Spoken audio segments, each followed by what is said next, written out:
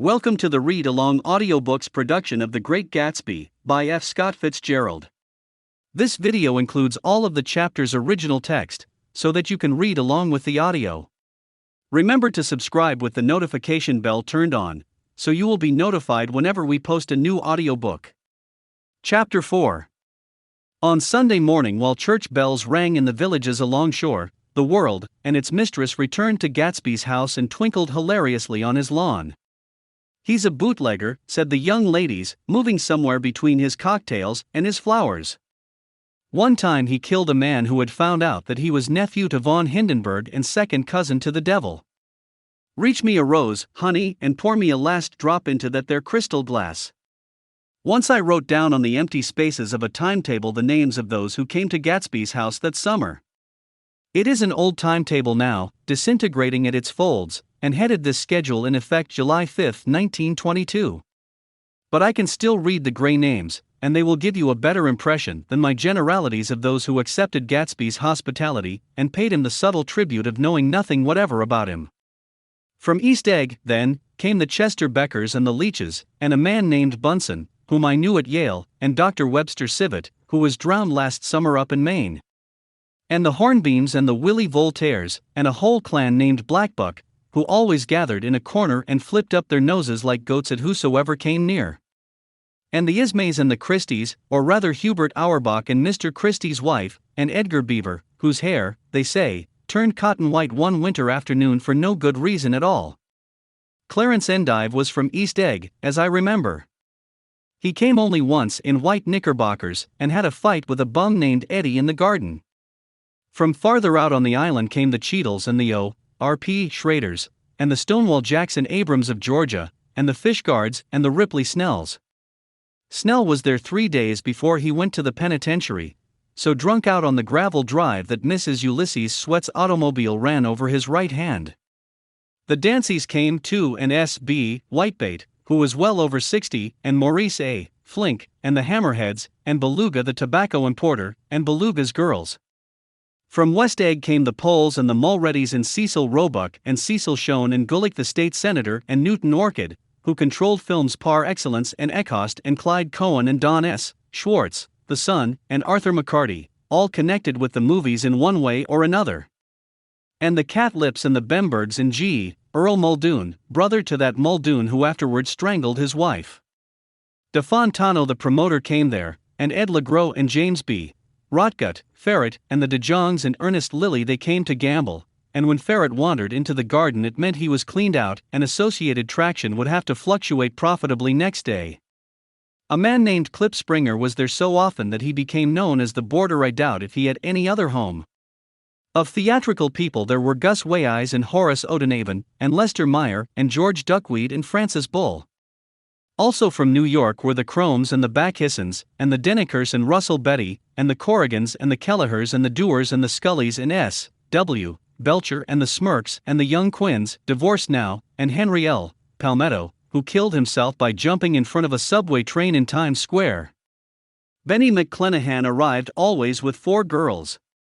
They were never quite the same ones in physical person, but they were so identical one with another that it inevitably seemed they had been there before. I have forgotten their names: Jacqueline, I think, or else Consuela, or Gloria, or Judy, or June, and their last names were either the melodious names of flowers and months or the sterner ones of the great American capitalists whose cousins, if pressed, they would confess themselves to be. In addition to all these, I can remember that Faustina O'Brien came there at least once, and the Baedeker girls, and young Brewer, who had his nose shot off in the war, and Mr. Al Bruxberger and Miss Hogg, his fiancée, and Ardita Fitzpeters and Mr. P. Jewett, once head of the American Legion, and Miss Claudia Hipp, with a man reputed to be her chauffeur, and a prince of something, whom we called Duke, and whose name, if I ever knew it, I have forgotten. All these people came to Gatsby's house in the summer. At 9 o'clock, one morning late in July, Gatsby's gorgeous car lurched up the rocky drive to my door and gave out a burst of melody from its 3-noted horn. It was the first time he had called on me, though I had gone to 2 of his parties, mounted in his hydroplane, and, at his urgent invitation, made frequent use of his beach. "Good morning, old sport. You're having lunch with me today, and I thought we'd ride up together." He was balancing himself on the dashboard of his car with that resourcefulness of movement that is so peculiarly American, that comes, I suppose, with the absence of lifting work in youth and, even more, with the formless grace of our nervous, sporadic games. This quality was continually breaking through his punctilious manner in the shape of restlessness. He was never quite still, there was always a tapping foot somewhere, or the impatient opening and closing of a hand. He saw me looking with admiration at his car. "It's pretty, isn't it, old sport?" He jumped off to give me a better view. "Haven't you ever seen it before?" I'd seen it. Everybody had seen it. It was a rich cream color, bright with nickel, swollen here and there in its monstrous length, with triumphant hatboxes and supper boxes and toolboxes, and terraced with a labyrinth of windshields that mirrored a dozen suns. Sitting down behind many layers of glass in a sort of green leather conservatory, we started to town. I had talked with him perhaps half a dozen times in the past month and found, to my disappointment, that he had little to say. So my first impression, that he was a person of some undefined consequence, had gradually faded, and he had become simply the proprietor of an elaborate roadhouse next door. And then came that disconcerting ride. We hadn't reached West Egg Village before Gatsby began leaving his elegant sentences unfinished and slapping himself indecisively on the knee of his caramel-colored suit. "Look here, old sport," he broke out surprisingly, "what's your opinion of me, anyhow?" A little overwhelmed, I began the generalized evasions which that question deserves. "Well, I'm going to tell you something about my life," he interrupted.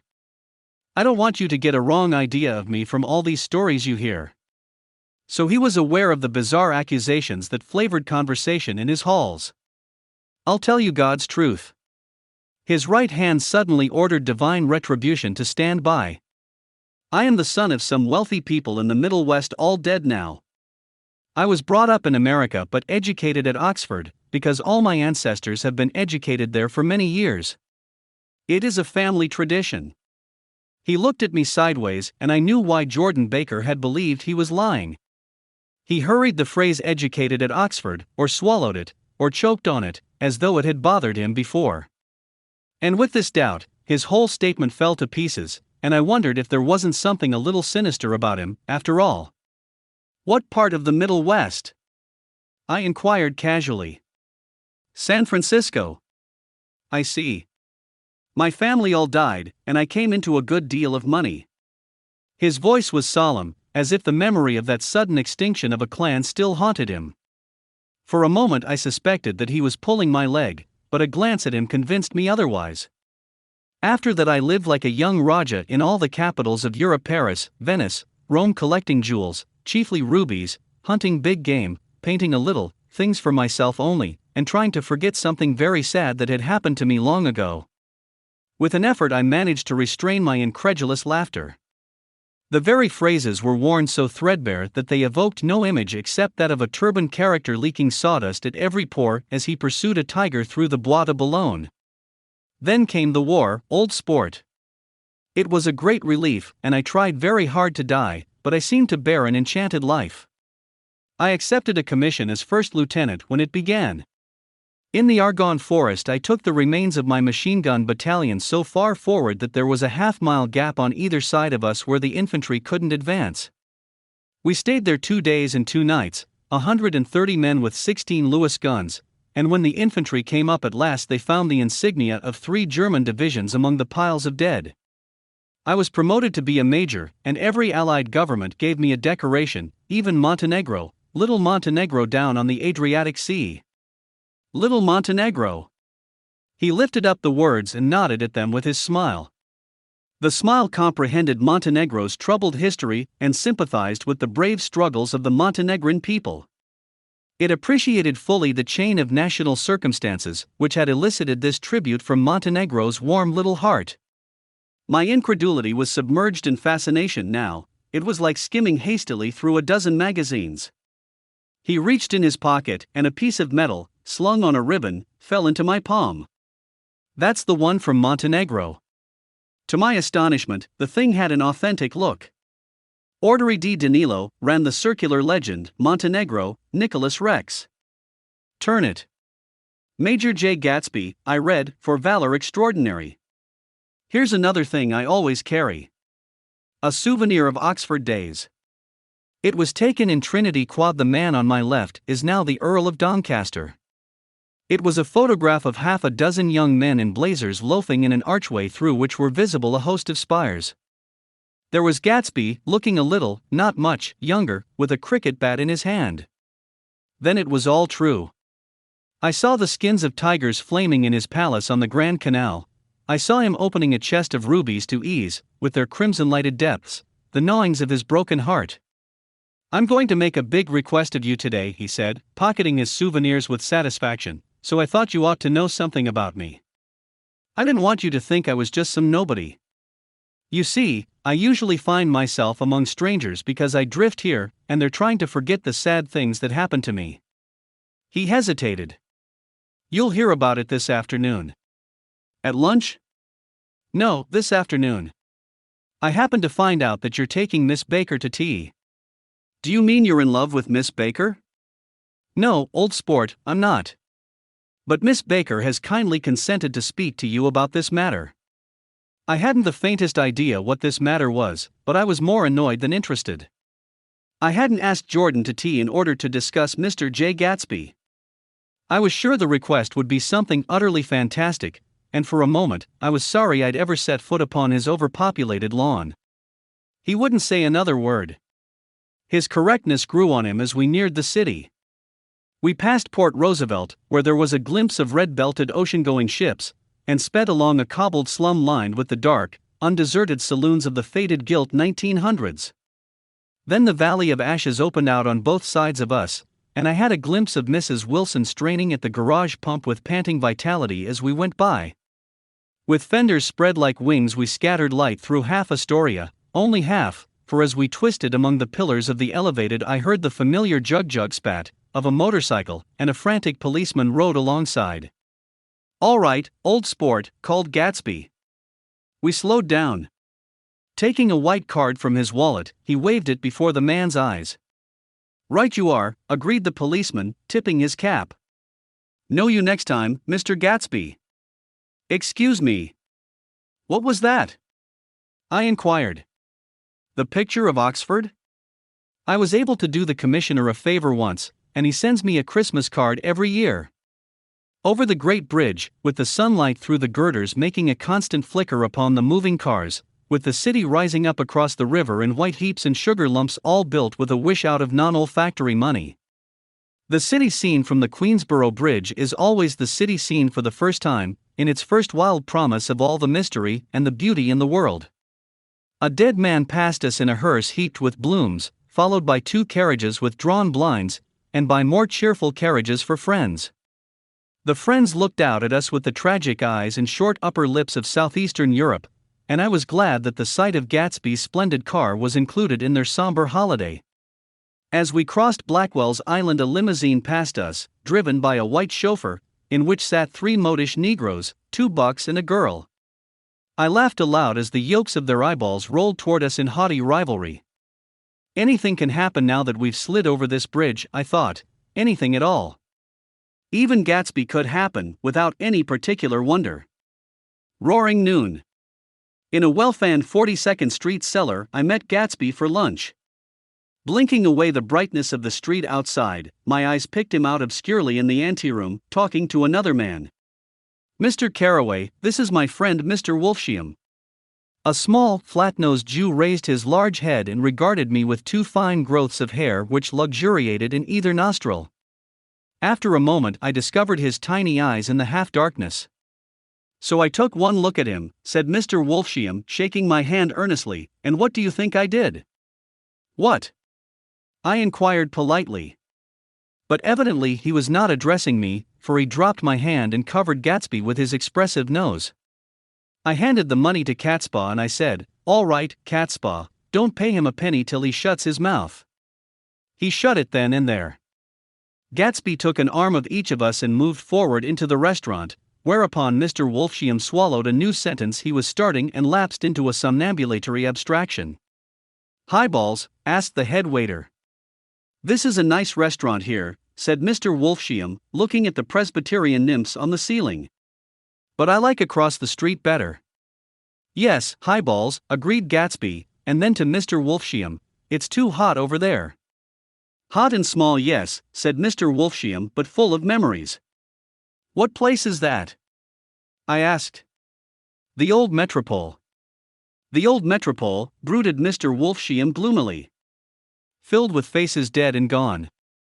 Filled with friends gone now forever. I can't forget so long as I live the night they shot Rosie Rosenthal there. It was 6 of us at the table, and Rosie had eat and drunk a lot all evening.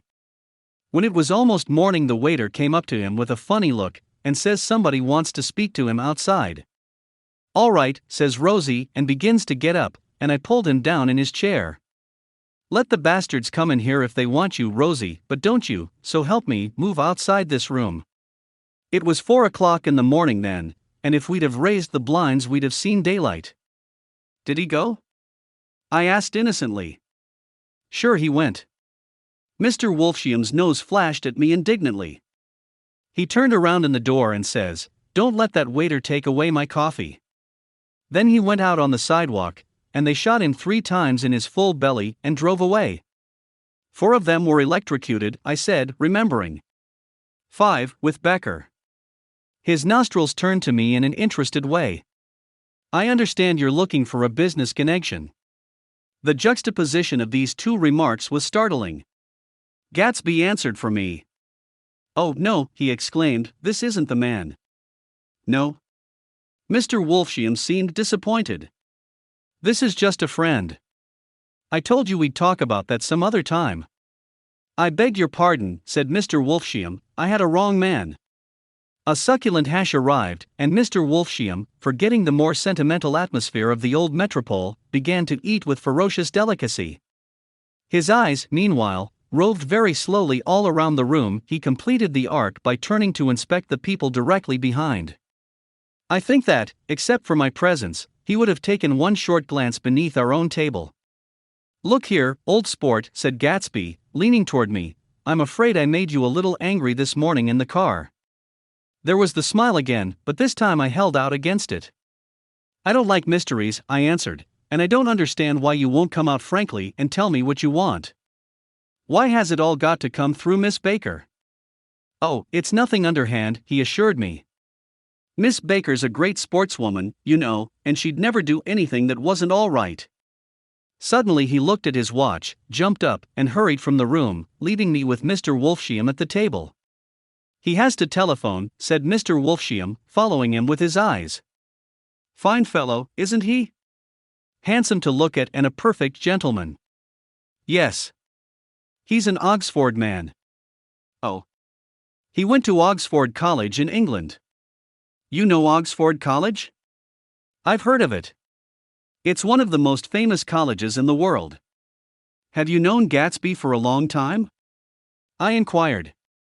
Several years, he answered in a gratified way. I made the pleasure of his acquaintance just after the war. But I knew I had discovered a man of fine breeding after I talked with him an hour. I said to myself, there's the kind of man you'd like to take home and introduce to your mother and sister. He paused. I see you're looking at my cuff buttons. I hadn't been looking at them, but I did now. They were composed of oddly familiar pieces of ivory. Finest specimens of human molars, he informed me. Well, I inspected them. That's a very interesting idea. Yeah. He flipped his sleeves up under his coat. Yeah, Gatsby's very careful about women. He would never so much as look at a friend's wife. When the subject of this instinctive trust returned to the table, and sat down, Mr. Wolfsheim drank his coffee with a jerk and got to his feet. I have enjoyed my lunch, he said, and I'm going to run off from you 2 young men before I outstay my welcome. Don't hurry, Meyer, said Gatsby, without enthusiasm. Mr. Wolfsheim raised his hand in a sort of benediction. You're very polite, but I belong to another generation, he announced solemnly. You sit here and discuss your sports, and your young ladies, and he supplied an imaginary noun with another wave of his hand. As for me, I am 50 years old, and I won't impose myself on you any longer. As he shook hands and turned away, his tragic nose was trembling. I wondered if I had said anything to offend him. He becomes very sentimental sometimes, explained Gatsby. This is one of his sentimental days. He's quite a character around New York, a denizen of Broadway. Who is he, anyhow, an actor? No. A dentist? Meyer Wolfsheim? No, he's a gambler. Gatsby hesitated, then added, coolly, he's the man who fixed the World Series back in 1919. Fixed the World Series? I repeated. The idea staggered me. I remembered, of course, that the World Series had been fixed in 1919, but if I had thought of it at all, I would have thought of it as a thing that merely happened, the end of some inevitable chain. It never occurred to me that one man could start to play with the faith of 50 million people with the single-mindedness of a burglar blowing a safe. How did he happen to do that? I asked after a minute. He just saw the opportunity. Why isn't he in jail? They can't get him, old sport. He's a smart man. I insisted on paying the check. As the waiter brought my change, I caught sight of Tom Buchanan across the crowded room. Come along with me for a minute, I said. I've got to say hello to someone. When he saw us, Tom jumped up and took half a dozen steps in our direction. Where've you been? He demanded eagerly. Daisy's furious because you haven't called up. This is Mr. Gatsby, Mr. Buchanan. They shook hands briefly, and a strained, unfamiliar look of embarrassment came over Gatsby's face. How've you been, anyhow? Demanded Tom of me. How'd you happen to come up this far to eat? I've been having lunch with Mr. Gatsby. I turned toward Mr. Gatsby, but he was no longer there. One October day in 1917. Said Jordan Baker that afternoon, sitting up very straight on a straight chair in the tea garden at the Plaza Hotel. I was walking along from one place to another, half on the sidewalks and half on the lawns. I was happier on the lawns, because I had on shoes from England with rubber knobs on the soles that bit into the soft ground. I had on a new plaid skirt also that blew a little in the wind, and whenever this happened the red, white, and blue banners in front of all the houses stretched out stiff and said tut tut tut tut, in a disapproving way. The largest of the banners and the largest of the lawns belonged to Daisy Fay's house. She was just 18, 2 years older than me, and by far the most popular of all the young girls in Louisville. She dressed in white, and had a little white roadster, and all day long the telephone rang in her house, and excited young officers from Camp Taylor demanded the privilege of monopolizing her that night. Anyways, for an hour. When I came opposite her house that morning, her white roadster was beside the curb, and she was sitting in it with a lieutenant I had never seen before. They were so engrossed in each other that she didn't see me until I was 5 feet away. Hello, Jordan, she called unexpectedly. Please come here. I was flattered that she wanted to speak to me, because of all the older girls I admired her most. She asked me if I was going to the Red Cross to make bandages. I was. Well then, would I tell them that she couldn't come that day? The officer looked at Daisy while she was speaking, in a way that every young girl wants to be looked at sometime, and because it seemed romantic to me I have remembered the incident ever since. His name was Jay Gatsby, and I didn't lay eyes on him again for over 4 years. Even after I'd met him on Long Island, I didn't realize it was the same man. That was 1917. By the next year I had a few beaux myself, and I began to play in tournaments, so I didn't see Daisy very often. She went with a slightly older crowd when she went with anyone at all. Wild rumors were circulating about her, how her mother had found her packing her bag one winter night to go to New York and say goodbye to a soldier who was going overseas. She was effectually prevented, but she wasn't on speaking terms with her family for several weeks.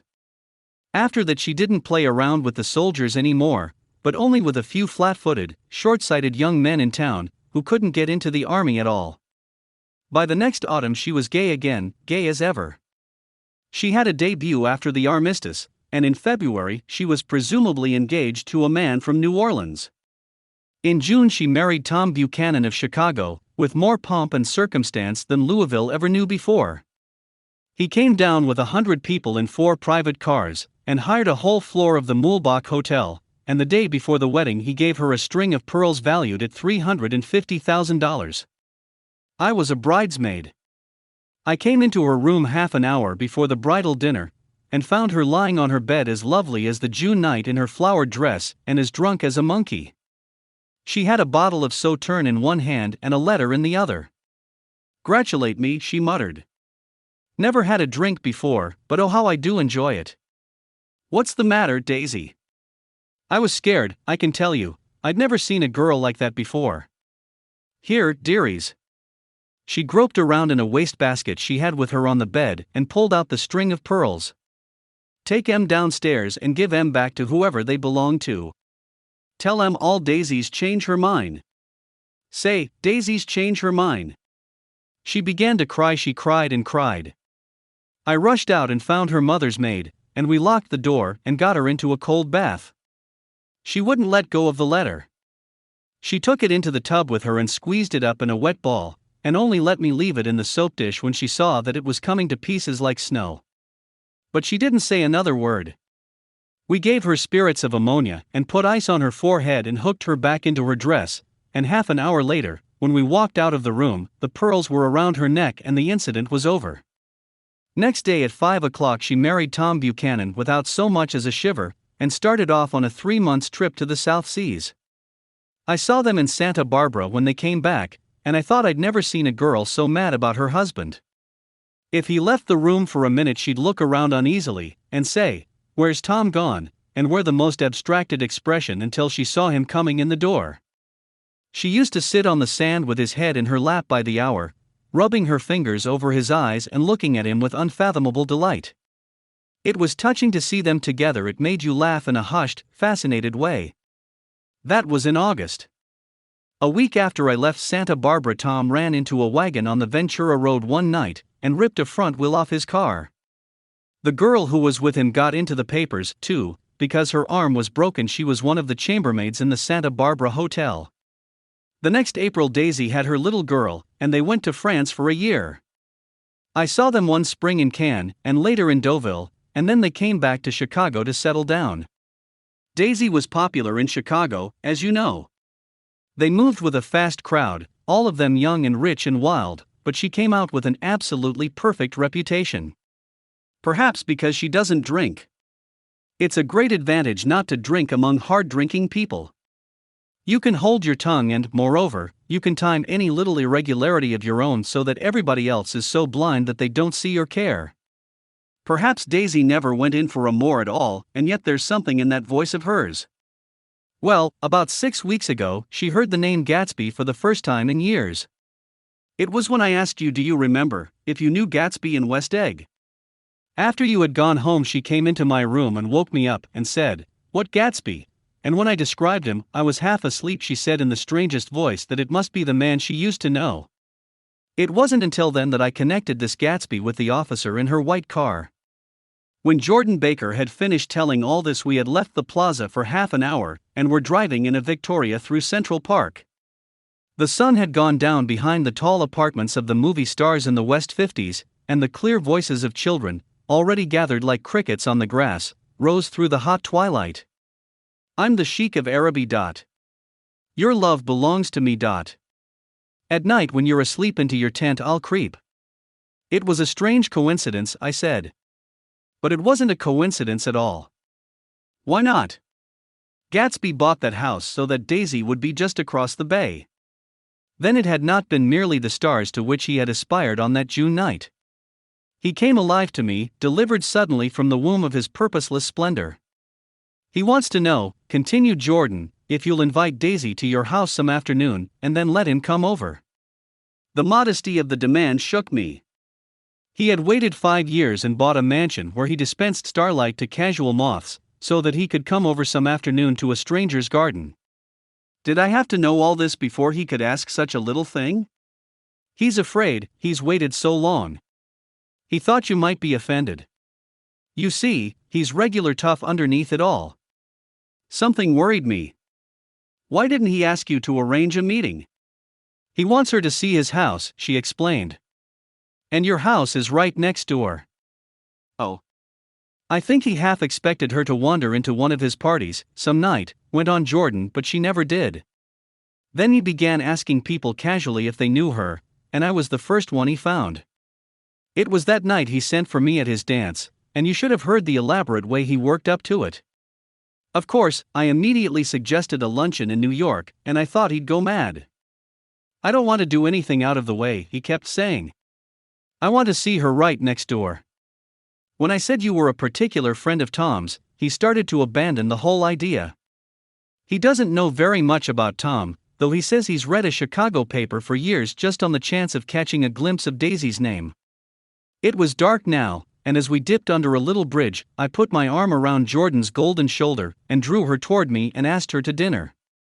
Suddenly, I wasn't thinking of Daisy and Gatsby anymore, but of this clean, hard, limited person, who dealt in universal skepticism, and who leaned back jauntily just within the circle of my arm. A phrase began to beat in my ears with a sort of heady excitement: there are only the pursued, the pursuing, the busy, and the tired. "And Daisy ought to have something in her life," murmured Jordan to me. "Does she want to see Gatsby?" "She's not to know about it. Gatsby doesn't want her to know. You're just supposed to invite her to tea." We passed a barrier of dark trees, and then the facade of 59th Street, a block of delicate pale light, beamed down into the park. Unlike Gatsby and Tom Buchanan, I had no girl whose disembodied face floated along the dark cornices and blinding signs, and so I drew up the girl beside me, tightening my arms. Her wan, scornful mouth smiled, and so I drew her up again closer, this time to my face. This is the end of the chapter. We have linked to the next chapter on this screen, or please feel free to visit our channel to explore the other titles we have available. Please remember to subscribe with the notification bell turned on, so you will be notified whenever we post a new audiobook. Thank you.